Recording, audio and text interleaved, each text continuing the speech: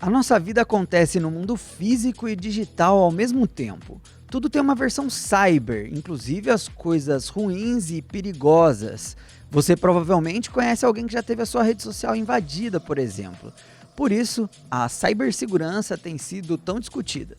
E quando se trata de crimes ou segurança digital, os hackers são protagonistas. E acredite, nem todo hacker é do mal. Nós temos alguns exemplos, como o Neo de Matrix ou o Elliot de Mr. Robot, que tentam proteger as pessoas no mundo virtual. Eu sou o Samu Strazer. Eu sou a Miviki. E no programa de hoje a gente vai falar sobre hackers, pode ser? Pode ser?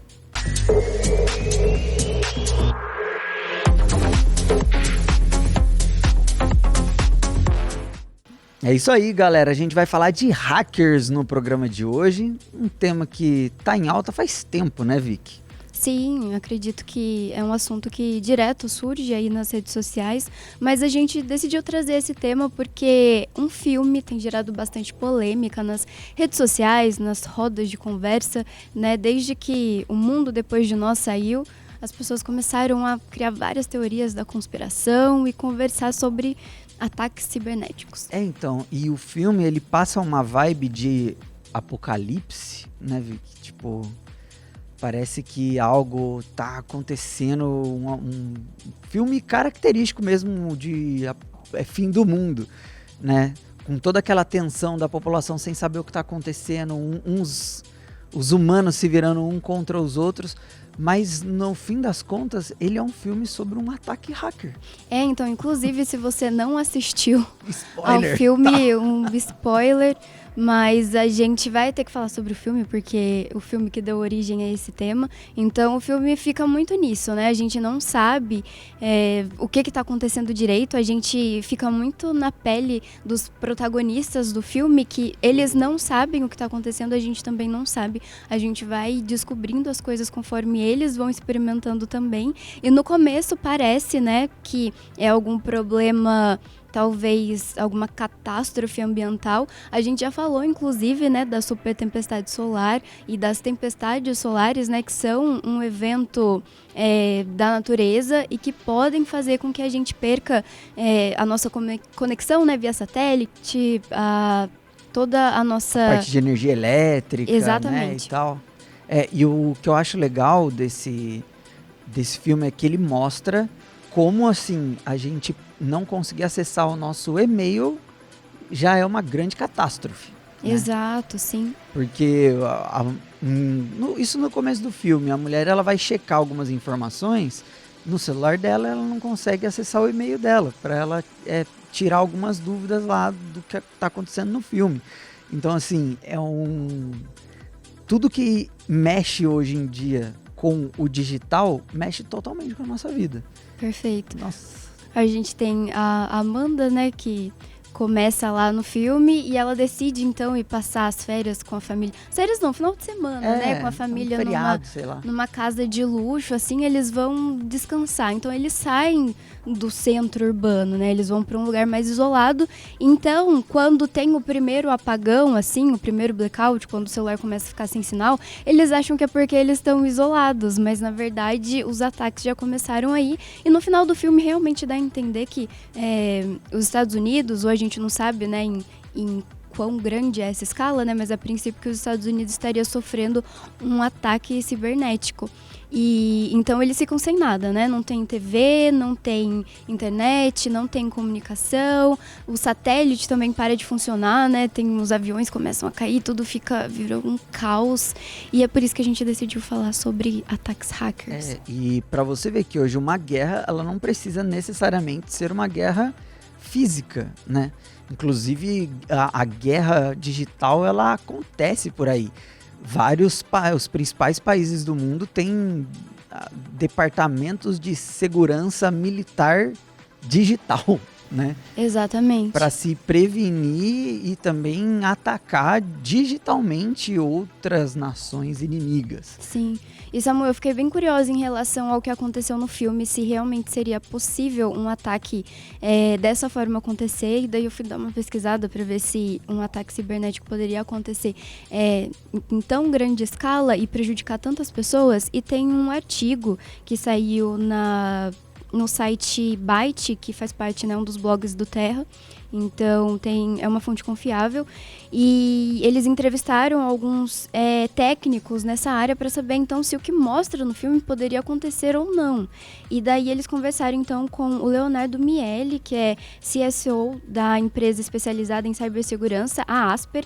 E ele falou que essa catástrofe cibernética, na verdade, é esperada nos próximos 5 anos no mundo. Nossa Senhora! E assim, ele fala que algumas coisas são exageradas, por exemplo, as cenas em que os Teslas começam a se engavetar, algumas coisas são um pouco exageradas, mas ele diz que um ataque assim em grande escala pode acontecer e que pode sim ser muito prejudicial. E daí ele falou assim que no último Fórum Econômico Mundial foi revelado que a segunda maior preocupação foi exatamente essa, uma catástrofe cibernética global. Com isso, o cenário apresentado pode ser viável e faz bastante sentido. Então, realmente, a gente pode estar suscetível, principalmente pensando numa terceira guerra mundial, se acontecesse. Imagina uma terceira guerra mundial cibernética, né?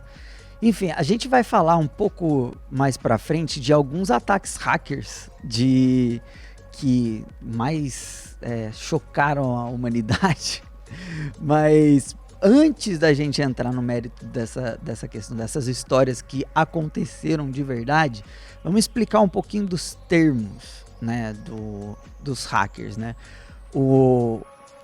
Quando a gente fala de hackers, a gente depara com 2 termos, hackers e crackers, né? Os hackers, eles podem ter intenções boas, intenções ruins e intenções mais ou menos. Tipo, tem o hacker que é herói, tem o hacker que é vilão e tem o hacker anti-herói. Tipo o Deadpool. Certo. Que não necessariamente ele é do mal, mas ele vai fazer as coisas boas para benefício próprio também, né? E os crackers é mais ou menos assim. Os crackers, eles são do mal. Só tem cracker do mal. Então, todo cracker é um hacker, mas nem todo hacker é um cracker. Mas é isso. Mais ou menos isso. E a gente tem, assim, o termo, né, tio hack seria, tipo, dar um golpe na madeira, alguma coisa assim. Então, seriam pessoas que golpeiam, né? Meio que daí que surgiu a palavra hacker e hackear.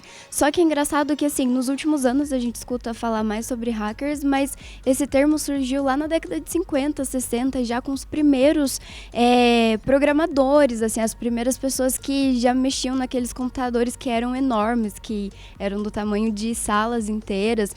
E essas primeiras pessoas, elas estavam ali tentando mesmo desenvolver, aprender, né? Exatamente. Estavam aprendendo. A gente tem, inclusive, uma informação mais específica da Universidade MIT, né? Que é deixa eu até pegar aqui. É o Massachusetts Institute of Technology. Exatamente, o Instituto de Tecnologia de Massachusetts.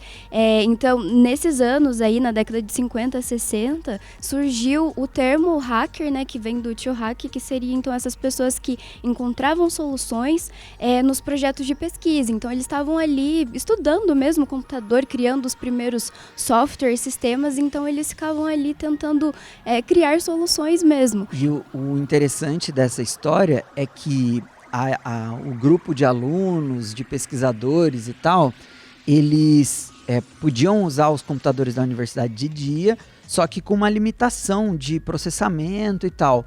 E aí, só que não era o suficiente para eles realmente concluírem o que eles queriam, descobrir o que eles queriam. Então eles iam de noite na universidade, de madrugada, para mexer nos computadores, sem ter essa limitação de processamento que eles podiam fazer. Então já era um negócio meio clandestino, assim, que eles... Só que não era do mal, né? Eles chegavam lá falando, não, agora a gente vai passar a noite inteira arrepiando aqui, levando o computador ao extremo do processamento, porque de dia eles tinham um tempo X que eles podiam mexer. Exatamente. E uma analogia que eu acho bem legal, Samuel, é essa questão de... a gente costuma falar, né? Navegar na internet. Então, se a gente navega na internet, os hackers, eles seriam os piratas, né? Da internet. Então, eu acho essa questão deles serem os piratas, né? Do computador, eu acho bem legal. E daí, em 1963, o jornal do MIT fez uma denúncia contra esses estudantes, os seus próprios estudantes. Eles estariam, então, mexendo nas linhas telefônicas da região para fazer chamadas de longa distância sem receber nenhuma cobrança. Então, aí que eles começaram a entender que assim, então a gente pode, né, burlar o sistema. A gente pode fazer isso aqui tudo para proteger, mas e se a gente aproveitar isso aqui também? Então, o hacker começa então com essa conotação positiva, né, de realmente pesquisadores que estavam ali tentando desenvolver a internet. Mas aí eles também começaram a perceber que eles poderiam tirar vantagem. Dar uma burlada. Pra isso, exatamente.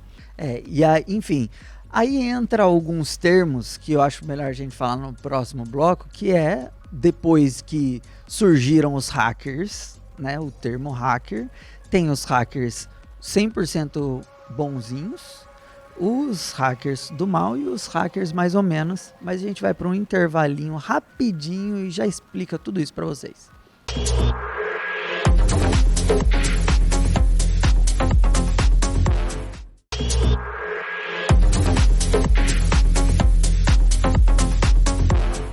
De volta com o Pode Ser.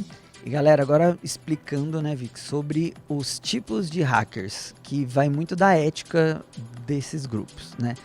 Tem os white hats, chapéu branco, né? Que eles são os hackers do bem. São os hackers que trabalham em prol da segurança. E, inclusive, esse é um mercado de trabalho muito promissor, né? A galera que trabalha com cibersegurança tem muito campo, né? Aqui no Brasil, por exemplo, no ano de 2022, a gente teve mais de 100 milhões de tentativas de ataque hacker, né? De golpes cibernéticos. Então, assim, é algo que acontece bastante e por isso os white hats são necessários. Os white hats, geralmente, eles trabalham para empresas ou eles dão consultoria, eles tentam invadir um sistema, não para obter vantagem, né? Mas para descobrir as falhas. Então, eles procuram essas falhas, tentam invadir para fortalecer. Consegui invadir por aqui, então preciso fortalecer esse sistema, esse ponto aqui, esse código, sei lá o que o programador vai entender. Uhum. E falando em mercado de trabalho, você realmente tem razão, Samuel, porque naquela mesma matéria que eu citei anteriormente, da Terra, tem uma informação que diz que o Brasil é o segundo país mais vulnerável a ataques hackers.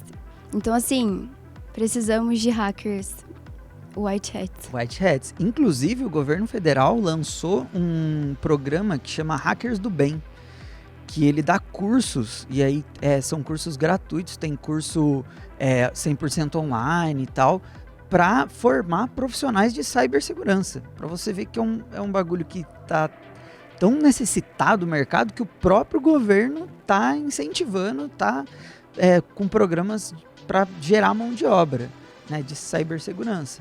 E por quê? Por que precisa dos white hats? Porque tem os black hats, os chapéu preto, que esses sim são os caras do mal, são os vilão, que eles tentam invadir os sistemas de conta bancária, tentam roubar as contas das pessoas, entrar nos dispositivos, pegar informações pessoais para tentar extorquir as pessoas, enfim. Essa galera que trabalha para realmente roubar, extorquir as pessoas, enfim, é a galera do mal. Roubar informações de grandes empresas, né, e depois ou, né, tentar pegar um dinheiro da própria empresa para eu vou vazar suas informações, então me dá uma grana. Ou vender essas informações no mercado negro de informações. Uhum. Então, assim, é uma galera bem sinistra do mal mesmo. Realmente. E daí a gente tem um meio termo, né? E um meio termo que são os grey hats, o chapéu cinza, né? E essa galera em si não é nem 100% do bem, nem 100% do mal. Geralmente são pessoas mais autônomas que estão aí tentando invadir os sistemas, ou como hobby, ou como, enfim, para às vezes invade um sistema e chega para a empresa e fala, ó, eu invadi o seu sistema, não sou contratado por você, mas descobri uma falha aqui. Se você quiser, eu ajudo você a corrigir, entendeu? Então, ele vai acabar ganhando, não vai fazer nada de mal, mas vai acabar... Ó, se eu quisesse, aquele meme, né? Exatamente, se eu quisesse. Fica ali, né? E, assim, eu acho que essa é uma visão meio maniqueísta, né? A gente ter, tipo, os white hats e os black hats, porque o ser humano, ele é muito volátil, né? Eu realmente, às vezes, fico pensando, imagina você ter uma grande quantidade de informações na sua mão e, assim, você se manter fiel àquilo ou não, e daí... Citando os Grey Hats, a gente entra muito na questão do Elliot, né? Do Mr. Robot. Exatamente. Que ele é bem um Grey Hat. Ele trabalha, então, para uma empresa enorme. E ele trabalha com cibersegurança, mas à noite ele é um vigilante, assim. Ele é um hacker, então, que ele vai fazer ali algumas ações... Hackeológicas. Ele vai ali, né, hackear algumas pessoas, mas ele tem uma moral ali, né? Ele vai, então, procurar pessoas que fazem coisas erradas e vai meio que, né... E depois ele descobre... Denunciar, ele... Assim, não denuncia, mas assim, ele ameaça essas pessoas, né? Ele combate mesmo essas pessoas que fazem coisas erradas na internet para benefício próprio, mas eu acho que ele tem ali também uma ética, né? Ele realmente, eu acho que tem essa vontade de proteger, tanto que daí ele vai se envolvendo com mais coisas, né, até que ele recebe uma proposta de realmente destruir a empresa que ele protege para poder, então, destruir essas pessoas que seriam do mal, assim, a empresa para que ele trabalhe, que estaria destruindo o mundo. É complicado. E assim, o Mr. Robot, né, tem uma motivação mais grandiosa, né, porque ele pensa na sociedade, no mal que as pessoas tá fazendo para a sociedade como um todo, né. A gente tem um Watch Dogs, que é um jogo, um game muito bom, inclusive. Nosso querido V-Style adora Watch Dogs. E é um jogo muito da hora, porque o protagonista é um hacker, um vigilante também. Só que ele é um Grey Hat, porque ele foi alvo de uma... né, a família dele, a sobrinha dele, se não me engano, acabou morrendo por causa de uma ação de uma empresa lá. E ele, sendo um hacker, ele começa a correr atrás dos responsáveis pela morte da sobrinha dele, né? Isso é a história do primeiro Watch Dogs, né? E tem uma grande empresa de segurança e tal que, né, que controla, tem todas as informações da cidade. E ele aprende a hackear esse sistema único. Então, assim, todo lugar que ele entra, como ele consegue hackear esse sistema central, ele consegue hackear qualquer coisa. Então ele chega em qualquer porta, em qualquer celular de qualquer pessoa, ele consegue hackear, e ele vai correndo atrás para ter a vingança dele. Então necessariamente ele está sendo um herói, mas ele está indo atrás de justiça, né? Pelo menos, né? Tem o Neo de Matrix, que não necessariamente ele é um hacker do bem, mas no final ele acaba sendo escolhido para salvar a humanidade. Mas é engraçado porque ele é um hacker e ele descobre lá no programa dele, hackeando o computador, ele descobre os códigos da realidade, os códigos da Matrix, né? E ele acaba... Foi a fundo, né? A fundo. Nossa. Imagina, você tá lá olhando para a tela do seu computador e aí você descobre que nada disso, do que você vive, é real. Tá tudo programado. Tá tudo programado. Já dizia Pete. É isso aí. Mas assim, a gente tem esses grandes hackers da ficção, mas a gente tem uns hackers sinistros na vida real também. Tem, exatamente, né? A ficção que imita a vida ou é a vida que imita a ficção? Fica aí a dúvida. Mas a gente vai contar a história aqui de alguns grupos ou hackers que são impressionantes. E eu vou começar aqui, Vicky, com um chinesinho que é o Wang Zhengyang. Eu acho que é assim que se pronuncia o nome do caboclo. O que aconteceu? Ele é um molequinho de 13 anos de idade, que é um dos hackers mais temidos, os hackers chineses mais temidos. Com 13 anos de idade, ele invadiu o sistema da escola dele, supostamente porque ele não queria fazer tarefa. E aí ele entrou no sistema para dar uma burlada. Com 13 anos. Com 13 anos de idade. E ele depois, né, pegaram ele, né? E aí ele falou que não, ele só invadiu para ver se o sistema era seguro ou não. Ah, entendi. Ele tava fazendo uma tarefa ali, Esse mesmo brother entrou num site de compras, numa loja online, e tinha um bagulho lá que custava mais ou menos, acho que $1.000, alguma coisa assim. 330 euros. Tá.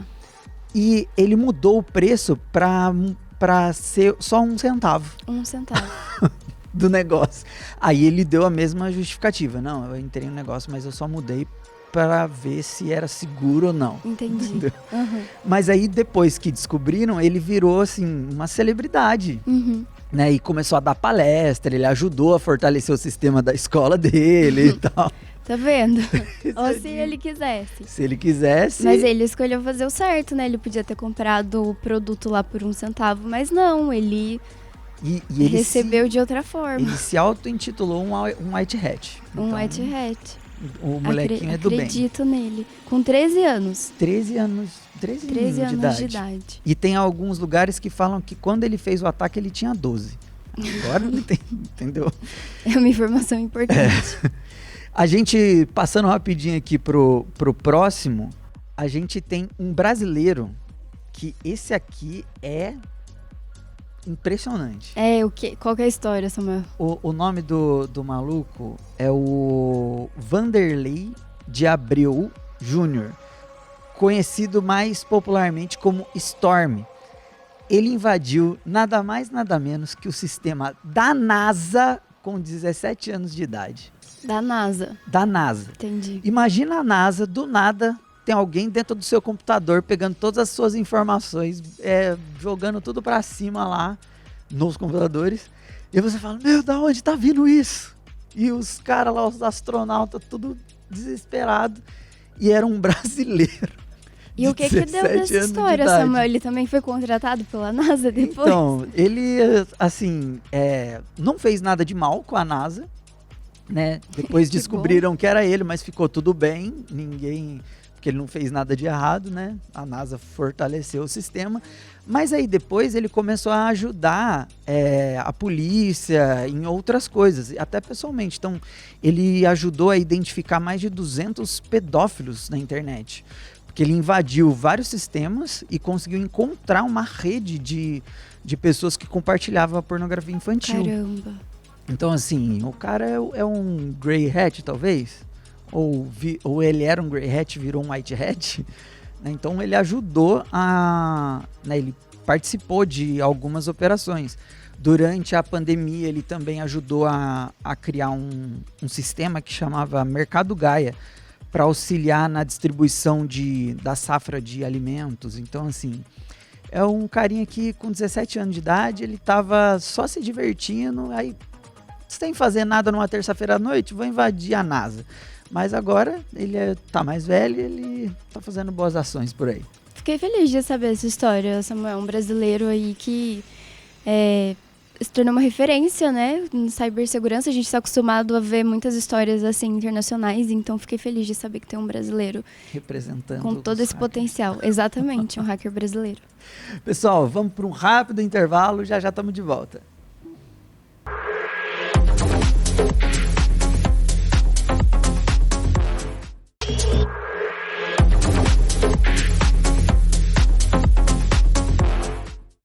É isso aí, galera, nosso último bloco. E Vic, tendo tantos problemas no cyberuniverso, na cybervida, a gente precisa também de regras, né?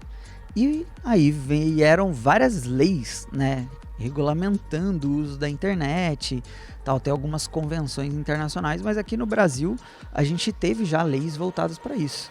Exatamente. A primeira lei criada no Brasil que envolve aí o tema de cibersegurança foi a Lei Carolina Dickmann. Qual que foi o lance dessa lei? É uma lei de 2012. A atriz Carolina Dickmann, ela teve o computador dela invadido e teve algumas fotos dela roubadas, né? E aí, enfim, tentaram extorquir ela e tal. E depois que esse caso veio a público, criaram essa lei, né, que coloca no Código Penal esse crime por invasão de dispositivos informáticos, né? Isso inclui celulares, notebooks, tablets, né, computadores e tal. E foi a primeira lei brasileira a punir crimes cibernéticos, né? Então, assim, começou por aí. E eu acho bem importante porque ela teve fotos íntimas divulgadas, então isso é muito sério, porque qualquer pessoa pode ser alvo disso. E imagina, a gente sabe como é ser mulher no mundo, e imagina assim, já com todas as coisas que acontecem, você ainda tem a sua privacidade completamente roubada, e assim, se as pessoas conseguem entrar na NASA, imagina num computador, num celular pessoal. Então eu acho que a Lei Carolina Dickmann é realmente um ganho assim, muito importante para a sociedade, porque realmente a gente precisa ter, no mínimo, um respaldo, né? Imagina se, né, com certeza antes da Carolina aconteceu isso com outras pessoas, outras mulheres, mas você não ter nenhuma lei para te proteger, não que você vai estar, na verdade todo mundo está suscetível a ataques, né, a golpes, hackers, mas não ter nenhuma lei ali para te proteger é extremamente sério, então... Então, e pelo menos dessa forma, é possível encontrar, né, procurar o criminoso e punir ele, né? E essa é a ideia. Inclusive, já tem delegacia especializada em crime, né, cibernético. Eu americanizei a parada. Eu chamei de DC Cyber. Certo. Mas é a DC Cyber. Cyber, sei lá, que é a Delegacia de Crimes Cibernéticos, né? E pra gente finalizar, a gente teve 2 anos depois da Lei Carolina Dickmann um Marco Civil da Internet, né? Que aí regulamenta tudo sobre privacidade, sobre gerenciamento de informações, tem a LGPD, né? Para tudo. Por isso que tudo que a gente acessa, a gente tem que ler os termos, né, de uso. E a gente não lê, mas nesses termos de uso está falando lá que você fornece as suas informações, mas que também fica por responsabilidade do site gerir essas informações, não deixar elas vazarem e tal. Então, tudo dentro da LGPD por conta do Marco Civil da Internet, que foi lá de 2014. Também outra lei muito importante. E essa importância mesmo no geral das leis, né, protegerem os nossos direitos, porque a gente, né, realmente a internet era muito um mundo sem lei, né, sem ordem, sem regras, exatamente. As pessoas entravam e faziam o que queriam ali. Muitas pessoas ainda têm essa consciência de entrar e fazer o que quer ali, principalmente com essa questão do anonimato, né? Então, muitas vezes o discurso de ódio, né, as brigas na internet são muito Pirataria. mais acirradas. Exatamente. Mas temos aí então o Marco Civil e a Lei Carolina Dickmann, que já são bons começos. É isso aí. Pessoal, esse foi o programa de hoje. Muito obrigado por assistirem até aqui. Se você é um hacker, por favor, não faça mal para nós. A gente é do bem. Seja um Robin Hood. Seja um Robin Hood, é isso aí. Pessoal, até o próximo programa. Tchau.